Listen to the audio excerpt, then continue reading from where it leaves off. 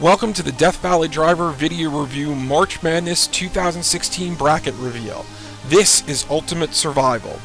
This is the Andre the Giant bracket, aka bracket number 1.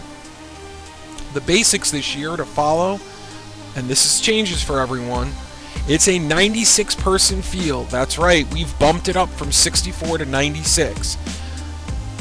Men, women, and groups are included this year. So no one can complain about who was left out or who I was too lazy to run a tournament for. It's a single elimination tournament, and the time period to be followed in theory will be from March 1st, 2015 to February 29th, 2016. Of course, whatever you end up voting for, I can't control you.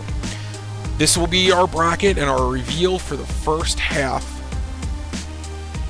First up, Damien O'Connor, aka Big Damo. If you've watched any UK, there's a really good chance that you've seen him this year.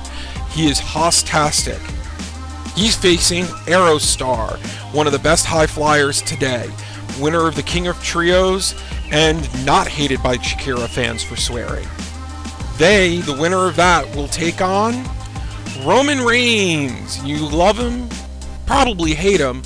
He, of course, is probably the potential, political hit victim of the WWE, but you get to decide where he goes and how much you're sexually confused by him. Next up, Congo Kong. You'll see that I've listed him as last in number 5. There were final 8 people who made this bracket. Kong was in that last 8. He was the 5th one in that pile. The winner of the Ted Petty Invitational this year. Kong is a massive human being that you should all be watching whether or not he's in this tournament. He'll be taking on Biff Busick, now known as Chris Gerard in NXT. Also worked Evolve, PWG, Beyond, countless other places. And now you need to start giving me handheld footage of him in NXT so I can champion his cause even more. The winner of that matchup will be taking on Tomoka Haima. He won a match, people! Won a match! That alone got him a first round bye. The next matchup, Virus. Unfortunately, finally no longer World Super Lightweight Champ. He's your typical luchador from CMLL with his Fantastico appearance in New Japan. And of course, if you haven't heard our love of him by now, you haven't been paying attention. He takes on Kyle O'Reilly, the better half of Redragon. Poor Bobby Fish. The winner of their matchup takes on Zack Sabre Jr., voted the best technical wrestler this year by the Wrestling Observer, wrestles all over. Again, another one, if you haven't heard about him yet, you'll probably will real soon. The next matchup is Dalton Castle. We're not going to talk about Ashley Remington, or Chikara fans will talk about kayfabe again. Best entrance, pretty much probably best gimmick around. If nothing else, go watch his match against Liger. He takes on Shibata. Yes, folks, he kicks really hard. Their winner gets to face Barbaro Cavanero, the 2015 March Madness Final 4 shocking placement last year. Our favorite Frozen Caveman teamed with Nakamura this year. That alone should garner him votes. The next matchup, Dolph Ziggler. I honestly don't know why he's in here. As you can see, he was the very last person in the tournament. I think I'd rather talk to Dylan about why I left out Fred Yohe than listen to people to whine to me about leaving Ziggler out. So I put him in just to listen, to try to minimize the whining. He's taking on Sami Zayn, another Final Four placement from last year. He, of course, missed 8 months due to injury. Will that hurt his cause this year? You'll find out. The winner of that matchup takes on Finn Balor, our NXT champion.